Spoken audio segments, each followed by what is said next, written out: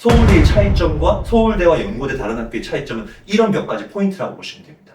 이런 것들이 부실하다고 하면 1점대 극초반도 떨어뜨린 게 서울대.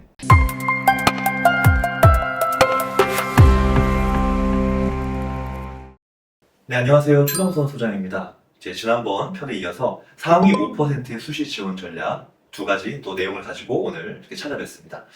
자, 오늘 다룰 내용은 지난번에도 살짝 예고를 드렸지만 우리가 이제 수시에서 또는 입시에서 이제 펑크라고 불리는 부분들을 좀 기대할 수밖에 없잖아요, 사람 심리가. 자, 그런데 먼저 제가 질문 하나 드릴게요. 이 펑크라는 부분은 학종에서 날까요? 교과에서 날까요?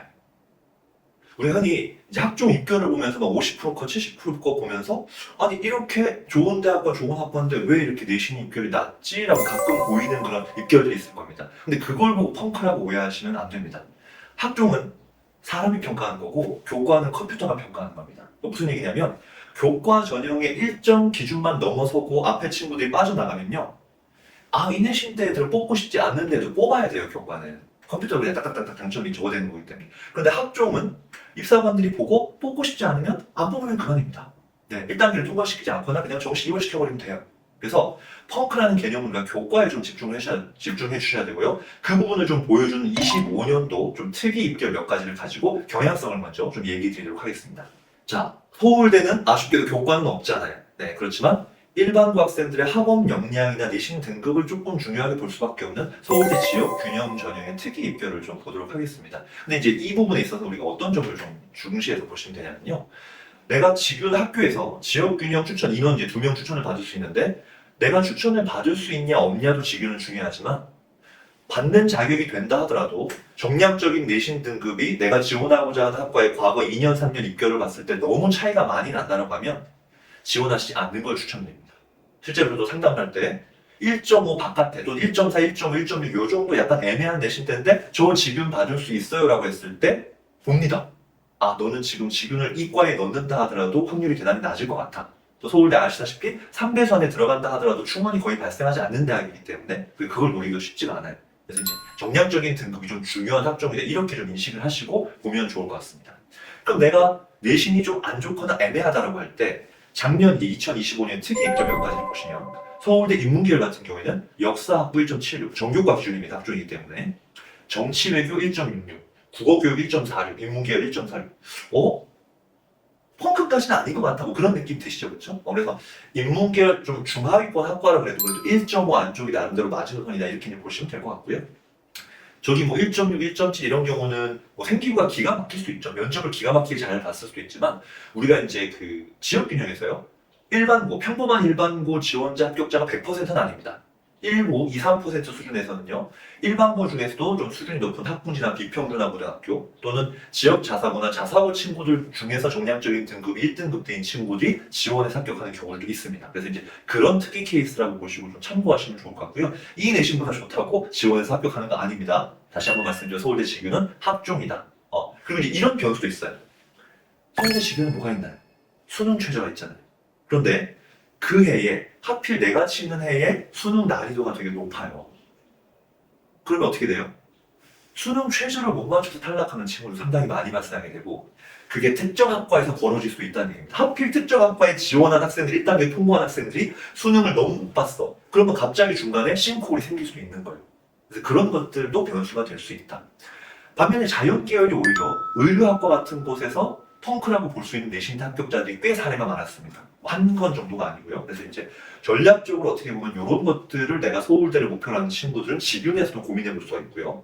전체적으로 이제 농생대 소속의 스마트 시스템 과학과나 간호대학이나 건축학과, 아무래도 서울대에서는 조금 선호도가 떨어지는 학과들 중심으로 지균에서 1.5 바깥에 내시는 친구들 합격한 사례들이 매년 조금씩 나오고 있다. 이런 점들을 감안하시고 서울대 지균은 1점대 극초반만 쓰거나 합격할 수 있다는 건 아닙니다. 단 전공적 합성을 중요하게 보는 전형이 아니기 때문에, 대학이 아니기 때문에 전략적으로 경쟁률이나 입결을 보면서 내가 학과를 조금 양보할 수 있다고 한다면 서울대 지금도 일반 학생들한테 상당히 좀 내신이 약간 애매한 친구들한테도 중요한 전략적인 전형이 될 수 있다. 요건 좀 판단하시면 좋을 것 같고요. 이제 본격적인 펑크는 아까 말씀드린 대로 교과에서 특히 연대학촌 인문계열 보셔야 돼. 왜? 일단 수능 최저가 세. 아시나요? 그쵸? 그러니까 어떤 느낌이냐면 인문계열 학생들은 보통 영어를 주력으로 수능 최저 전략을 씁니다. 그런데 연세대는 영어가 상수예요. 3등급은 다 똑같이 취급하기 때문에 무기 하나를 버리고 인문계열 애들은 들어가야 되는데 근데 2합 4야. 그 자연계열보다 더 세잖아요. 거기서 이제 뭔가 탈락률이 상당히 높아질 수밖에 없어서 그런 영향도 있다. 자연계열보다는. 그래서 교육학부 같은 경우에 2등급 때 3등급 때 작년에 붙었고 2024년으로 거슬러 올라가면 사회복지학과에서 3등급 때 합격자 또 있었습니다. 이제 내가 연세대 합주 어쨌든 난 연세대가 너무 좋아. 저 독수리가 너무 좋아. 어쨌든 어디라도 붙으면 좋겠어. 서류 안 보잖아요.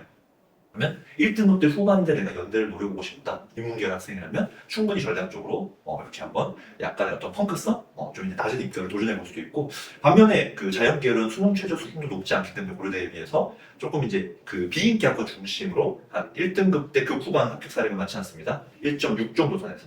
네, 이제 그렇게 좀 보시면 될 것 같고요. 재작년에 이제 인공지능학과 2.0 정도가 좀 펑크에 가깝다. 뭐 이런 사례 많지 않아요. 연대 자연계열 학추에서는 펑크를 노리시는 건 아닙니다. 확률적으로. 고려대를 가면 수능 최저가 이제 3합 7, 이제 탐구 2개일 때 상당히 높았잖아요. 예전에 3합 6 이럴 때는 정말 말도 안 되는 내신도 많이 붙었습니다. 근데 이게 완화가 되면서 수능 최저 충족률이 올라가다 보니까 입결이 조금 안정적으로 가고 있는 것 같아요. 그래서 이제 인문계열 같은 경우에는 이제 어문계열 중심으로 중어, 중문야, 서어, 서문 이런 학과들, 그다음 이제 정치, 외교 좀 이런 것들이 특이 케이스가 되겠지만 이런 것들은 이제 중간에 사실 그 20% 10%의 서류 반영이 엄청 많이 작용했다라기보다는 아까 제가 말씀드린 거 있잖아요. 하필 정치 외교학과 고의 경쟁률이 좀 낮았거나 중간에 이제 펑크 그 수능 최저를 못 맞추는 어떤 그런 것들이 되게 많이 발생했다. 이런 변수들이라고 보시는 게 맞습니다. 네. 올해 정치 외교 내가 써볼 거야. 1.8, 1.9. 저는 그거는 비추.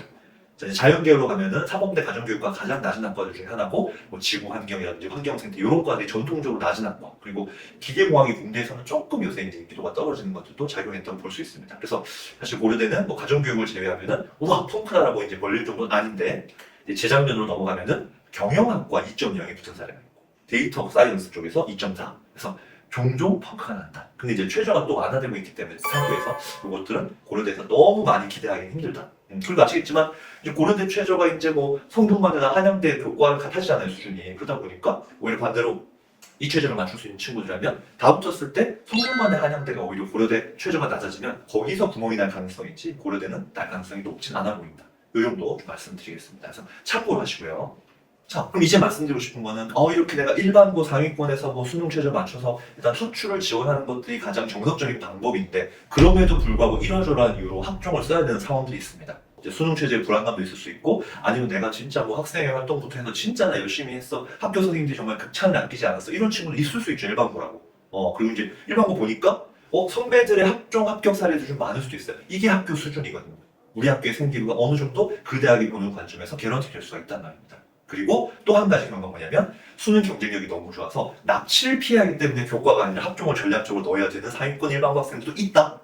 그러면 우리가 A 뭐 붙으면 좋고 떨어지면 어쩔 수 없지 이런 심리로 우리가 수식카드를 하나하나 낭비하시면 절대 안 돼요. 확률과 가능성을 높여야 되는 거고 지금 2학년이라면 뭐 너무 아직까지 많은 기회들이 있습니다. 그리고 3학년도 3학년 1학기 진로 과목을 중심으로 전략적으로 가능성을 높일 수 있는 학종 합격 전략들이 존재해요. 첫 번째는 나의 학교 수준을 객관적으로 좀 파악해야겠다.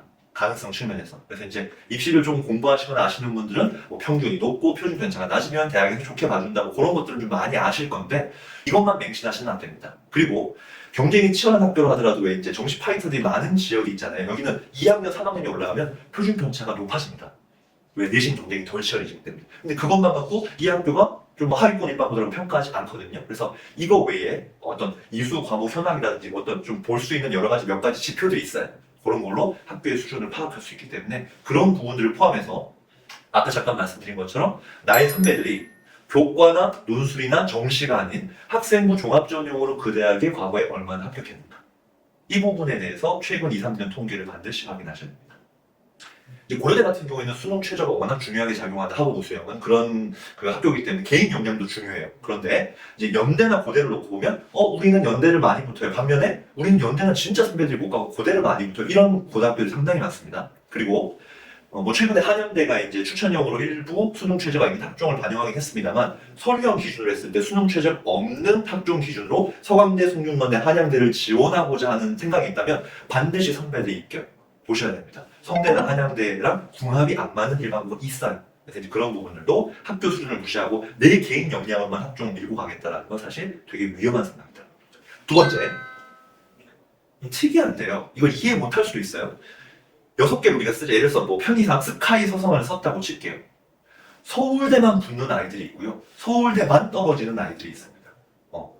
특히 심지어 최상위권 의대에서도요. 서울대 연대, 그러니까 서울대 의대를 붙고 연대 의대를 떨어지는 경우도, 가톨릭 의대 떨어지는 경우도 생각보다 많습니다.